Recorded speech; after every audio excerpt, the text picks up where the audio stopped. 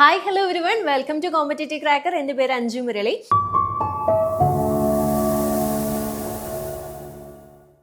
അപ്പൊ ഇന്ന് നമ്മൾ നോക്കാൻ പോകുന്നത് RRB ഗ്രൂപ്പ് ഡി എക്സാമിന് പ്രിപ്പയർ ചെയ്യുന്നവർക്ക് വേണ്ടിയിട്ടാണ്. റീസണിങ്ങിലെ സീറ്റിംഗ് അറേഞ്ച്മെന്റിലെ കുറച്ച് ക്വസ്റ്റ്യൻസ് എങ്ങനെയാണ് നമുക്ക് ക്വിക്കായിട്ട് സോൾവ് ചെയ്യാന്നാണ് നമ്മൾ ഇന്ന് നോക്കാൻ വേണ്ടിയിട്ട് പോകുന്നത്.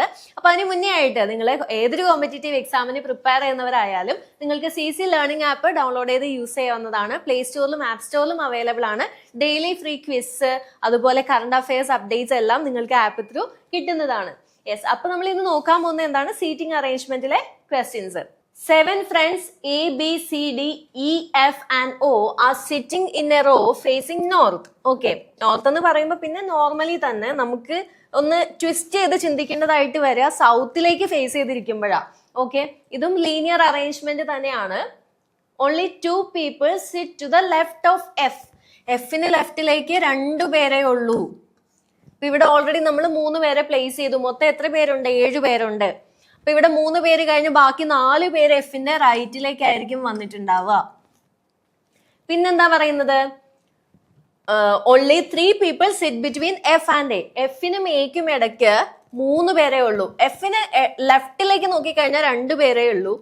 അവിടെ നമുക്ക് ഈ 3 പേരെ പ്ലേസ് ചെയ്യാൻ പറ്റില്ല. റൈറ്റിലേക്ക് നോക്കിക്കഴിഞ്ഞാൽ 3 സ്പേസ് കഴിഞ്ഞിട്ട് പിന്നെ നമുക്ക് ആരെ പ്ലേസ് ചെയ്യാം? എനെ പ്ലേസ് ചെയ്യാം. Okay, only 1 person sits between A and O. എക്കും ഓയ്ക്കും ബിറ്റ്വീൻ ഒരാൾ മാത്രമേ ഉള്ളൂ. ഓക്കെ, കറക്റ്റ് ആണല്ലോ. D sits to the immediate left of C. D എങ്ങനെയാണ്? സിയുടെ ഇമ്മീഡിയറ്റ് ലെഫ്റ്റിലാണ്. DC ഇങ്ങനെ വരും. ഇവരെ അടുപ്പിച്ചടുപ്പിച്ച് വരണമെങ്കിൽ എവിടെ മാത്രമേ പറ്റുള്ളൂ? ഇവിടെ മാത്രമേ പറ്റുള്ളൂ. പിന്നെന്താണ്, E is not an immediate neighbor of A. എയുടെ അടുത്ത് ആര് വരില്ല? E വരില്ല. പിന്നെ E എവിടെ വരണം? ഇവിടെ വരണം. ബാക്കി ആരാണുള്ളത്? A, B, C, D. B ഇല്ല, അപ്പൊ ബിനെ നമുക്ക് ഇവിടെ പ്ലേസ് ചെയ്യാം. ക്വസ്റ്റ്യൻ എന്താണ്? How many people sit to the right of B? ബിയുടെ റൈറ്റിലേക്ക് എത്ര പേരുണ്ട്? എത്ര പേരുണ്ട്? ഒരാൾ മാത്രമേ ഉള്ളൂ. എ മാത്രമേ ഉള്ളൂ. സോ ഓപ്ഷൻ ബി 1 ആണ് കറക്റ്റ് ആയിട്ടുള്ള ആൻസർ. ഓക്കെ, അടുത്ത ചോദ്യം. 7 friends A, B, C, D, P, Q and R are sitting in a straight line facing north. Again linear arrangement തന്നെയാണ്. Only 2 people sit to the left of R. ആറിന് ലെഫ്റ്റിലേക്ക് 2 പേരേ ഉള്ളൂ.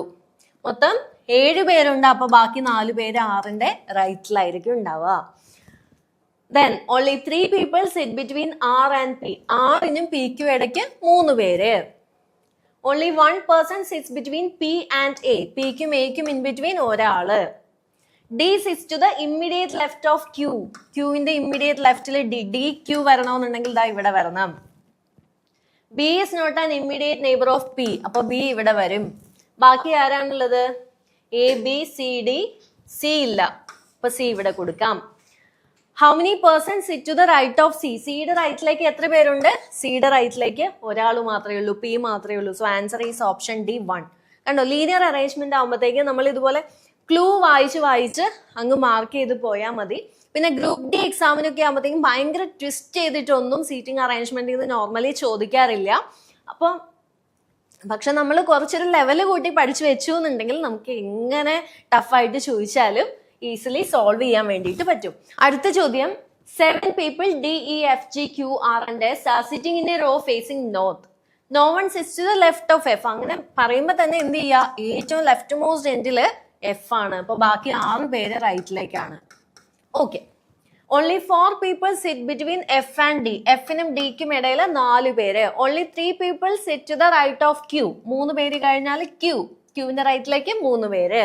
G sits to the immediate left of S. അപ്പൊ അങ്ങനെ വെക്കാൻ പറ്റിയത് ഇവിടെ മാത്രമേ ഉള്ളൂ. Then E is not an immediate neighbor of Q. അപ്പൊ E എവിടെ വരും? ഇവിടെ വരും. ബാക്കി ആരാണുള്ളത്? D, F, G, D, E, F, G, Q, R and S. R ആണുള്ളത്. R ഇവിടെ പ്ലേസ് ചെയ്തു. ഇങ്ങനെ നമുക്ക് വളരെ സിമ്പിൾ ആയിട്ട് 30 സെക്കൻഡിൽ താഴെ മതി ശരിക്കും പറഞ്ഞാൽ ഈ ക്വസ്റ്റ്യൻസ് ചെയ്യാനായിട്ട്. ക്വസ്റ്റ്യൻ എന്താണ്? Who sits at the right most end of the line? ഏറ്റവും റൈറ്റിൽ ആരായിരിക്കുന്നത്? E ആണുള്ളത്. So answer is option C, E. അടുത്ത ചോദ്യം. ഇതൊരു സർക്കുലർ അറേഞ്ച്മെന്റ് ആണ്. D, E, F, G, M, N and O are sitting around a circular table facing the center of table. Center face ചെയ്തിട്ടാണ് ഇരിക്കുന്നത്. ഇപ്പം സെന്റർ ഫേസ് ചെയ്തിട്ട് ഇരിക്കുന്നു എന്ന് പറഞ്ഞിട്ട് ക്വസ്റ്റ്യനിൽ വരുമ്പോൾ തന്നെ നമ്മൾ ആ പൊസിഷനിൽ ഇരിക്കുന്നു എന്നുള്ള രീതിയിൽ എടുക്കുകയാണെന്നുണ്ടെങ്കിൽ നമുക്ക് വളരെ ഈസി ആയിട്ട് സോൾവ് ചെയ്യാൻ പറ്റും. ഇനി facing away from the centre ആണെന്നുണ്ടെങ്കിലാണ് കുറച്ചൊരു കൺഫ്യൂഷൻ വരിക. എന്നാലും നമുക്കത് വിഷ്വലൈസ് ചെയ്യാൻ പറ്റിയിട്ടുണ്ട് എന്നുണ്ടെങ്കിൽ നമുക്ക് ഈസിലി സോൾവ് ചെയ്യാം. അപ്പൊ ഇവിടെ എന്താണ്, എത്ര പേരുണ്ട്? 1 2 3 4 5 6 7 7 പേരാ ഉള്ളത്. അപ്പൊ നമ്മൾ സർക്കിളില് നേരെ ഓപ്പോസിറ്റ് ആയിട്ട് വരയ്ക്കാൻ പറ്റില്ല, കാരണം ഓഡ് നമ്പർ ഓഫ് പീപ്പിൾ ആണുള്ളത്. ഇപ്പൊ 8 പേരാണെങ്കിൽ നമുക്ക് ഫേസ് ടു ഫേസ് ആക്കായിരുന്നു. ഇതിപ്പോ 7 പേരായതുകൊണ്ട് നമ്മൾ 7 പേരെ അവിടെ ഇവിടെ ആയിട്ട് മാർക്ക് ചെയ്യാം. 1 2 3 4 5 6 7. ഓക്കെ, സെന്റർ ഫേസ് ചെയ്തിട്ടായിരിക്കുന്നത് അല്ലെ, ഇൻസൈഡ് ദ സെന്റർ ഫേസ് ചെയ്തിട്ടാണ് ഇരിക്കുന്നത്. Only E sits between N and M. എന്നിനും എമ്മിനും ഇടയിൽ ഇ മാത്രമേ ഉള്ളൂ. അപ്പൊ എൻ ഇ എം എന്ന് വരാം, അല്ലാന്നുണ്ടെങ്കിൽ എം ഇ എൻ എന്ന് വരാം. അപ്പൊ അതവിടെ നിൽക്കട്ടെ, നമുക്ക് ബാക്കിയുള്ളത് നോക്കാം. അടുത്തത് എന്താണ് പറഞ്ഞിട്ടുള്ളത്? M sits third to the left of O. ഓയുടെ തേർഡ് ലെഫ്റ്റിലാണ് ആരുള്ളത്? എം ഉള്ളത്. M sits third to the left of O. അപ്പൊ ഓയിനെ നമുക്ക് എവിടെ വേണേലും പ്ലേസ് ചെയ്യാൻ പറ്റും. ഓക്കെ, ഓയിനെ എവിടെ വേണേലും പ്ലേസ് ചെയ്യാം. ഓയുടെ തേർഡ് ലെഫ്റ്റിലാണ് ആര് വരുന്നത്? എം വരുന്നത്. അപ്പൊ ഇങ്ങോട്ട് നോക്കാം, നമ്മൾ സെന്റർ ഫേസ് ചെയ്തിട്ടിരിക്കുകയാണെങ്കിൽ നമ്മുടെ ലെഫ്റ്റ് എങ്ങോട്ടാ? ഇങ്ങോട്ടാണ്. റൈറ്റ് എങ്ങോട്ടാ? ഇങ്ങോട്ടാണ്. അപ്പൊ ലെഫ്റ്റിലേക്ക് തേർഡ് പ്ലേസിൽ ആരുണ്ട്? എം ഉണ്ട്. അപ്പൊ 1 2 3 ഇവിടെ ആര് വരും? എം വരും. പിന്നെ എന്താ പറഞ്ഞിട്ടുള്ളത്? G sits to the immediate left of O. ഓയുടെ തൊട്ടടുത്ത ആരുണ്ട്? ജി ഉണ്ട്. ഓക്കെ, പിന്നെ എന്താണ്? D is not an immediate neighbour of M. എമ്മിന്റെ അടുത്ത് ആര് വരില്ല? ഡി വരില്ല. ഡി വരില്ല, ഇവിടെയും വരില്ല, ഇവിടെയും വരില്ല. അപ്പൊ ഈ 2 പ്ലേസ് ആണ് ബാക്കിയുള്ളത്. ഇവിടെ എവിടെയെങ്കിലും ആയിരിക്കും ഡി വരുന്നത്. എൻ ഇ എം എന്നുള്ള ആ ഒരു അറേഞ്ച്മെന്റ്, അല്ലെങ്കിൽ എം ഇ എൻ എന്നുള്ള ആ ഒരു അറേഞ്ച്മെന്റ് വരണമെന്നുണ്ടെങ്കിൽ ദാ എം ഇവിടെയുണ്ട്. അപ്പൊ എമ്മിനും എന്നിനും ഇടയിൽ ആര് മാത്രമേ ഉള്ളൂ? ഇ മാത്രമേ ഉള്ളൂ. ഇവിടെ നോക്കിക്കഴിഞ്ഞാൽ ഇവിടെ ലെഫ്റ്റിലേക്ക് എടുക്കാൻ പറ്റില്ല, കാരണം ഇവിടെ ജി ഉണ്ട്. പക്ഷെ ഇങ്ങോട്ടേക്ക് മാത്രമേ എടുക്കാൻ പറ്റുള്ളൂ. എമ്മിന്റെ റൈറ്റിലേക്ക് എടുക്കാൻ പറ്റില്ല, ലെഫ്റ്റിലേക്ക് എടുക്കാൻ പറ്റുള്ളൂ. എം കഴിഞ്ഞിട്ട് ഒരു പ്ലേസ് കഴിഞ്ഞിട്ട് ഇവിടെ എന്നിനെ പ്ലേസ് ചെയ്യാം. എമ്മിനും എന്നിനും ഇടയ്ക്ക് ഇനെയും പ്ലേസ് ചെയ്യാം. ഡി ഇവിടെ വരില്ല, അപ്പൊ ഡീനെ ഇവിടെ വെച്ചു. ഓക്കെ, പിന്നെ ആരാ ഉള്ളത്? D E F G. D E F G, F അല്ലേ നമ്മൾ പ്ലേസ് ചെയ്യാത്ത, അപ്പൊ എഫിനെ നമുക്ക് ഇവിടെ വെക്കാം. ഓക്കെ, ഇപ്പൊ സർക്കുലർ അറേഞ്ച്മെന്റ് ആയാലും ലീനിയർ അറേഞ്ച്മെന്റ് ആയാലും നമ്മളൊന്ന് വിഷ്വലൈസ് ചെയ്യേണ്ടി വരും നമ്മൾ ഇരിക്കുന്നത്. അപ്പൊ നമുക്ക് റൈറ്റും ലെഫ്റ്റ് ഒന്നും മാറിപ്പോവില്ല കേട്ടോ. പിന്നെ ചിലര് ഈ ഒരു എന്താണ് സെന്ററിലേക്ക് ഫേസ് ചെയ്താണ് ഇരിക്കുന്നതെന്നുണ്ടെങ്കിൽ റൈറ്റ് എന്ന് പറയുമ്പോൾ ആന്റി ക്ലോക്ക് വൈസും ലെഫ്റ്റ് എന്ന് പറയുമ്പോൾ ക്ലോക്ക് വൈസ് എന്നൊക്കെ അങ്ങനെയൊക്കെ പഠിച്ചു വെക്കുന്നുണ്ട്. പക്ഷെ അങ്ങനെയൊന്നും പഠിക്കേണ്ട ആവശ്യമില്ല കേട്ടോ. അങ്ങനെ പഠിച്ചു വെച്ചാൽ ഭയങ്കര കൺഫ്യൂസിങ് ആയി പോകും. നമ്മൾ ആ പൊസിഷനിൽ ഇരിക്കുന്നു, അപ്പൊ നമ്മുടെ റൈറ്റ് ചെയ്ത് നമ്മുടെ ലെഫ്റ്റ് ഏതെന്ന് ചിന്തിച്ചാൽ മതി. ഓക്കെ, ക്വസ്റ്റ്യൻ എന്താണ്? Who sits third to the left of F. എഫിന്റെ തേർഡ് ലെഫ്റ്റിൽ ആരാണ്? എഫിന്റെ ലെഫ്റ്റ് എന്ന് പറയുമ്പോൾ ഇങ്ങോട്ട് വരും അല്ലെ. എഫിന്റെ തേർഡ് ലെഫ്റ്റിൽ ആരാണുള്ളത്? 1 2 3 എൻ ആണ് വരുന്നത്. That is option B, N. Okay, അപ്പൊ നമ്മൾ നോക്കിയത് സീറ്റിംഗ് അറേഞ്ച്മെന്റ് എന്ന് വന്നിട്ടുള്ള കുറച്ച് ക്വസ്റ്റ്യൻസ് ആണ്. അപ്പോൾ ഈ രീതിയിലായിരിക്കും നിങ്ങൾക്ക് എക്സാമിനും ചോദിക്കുക.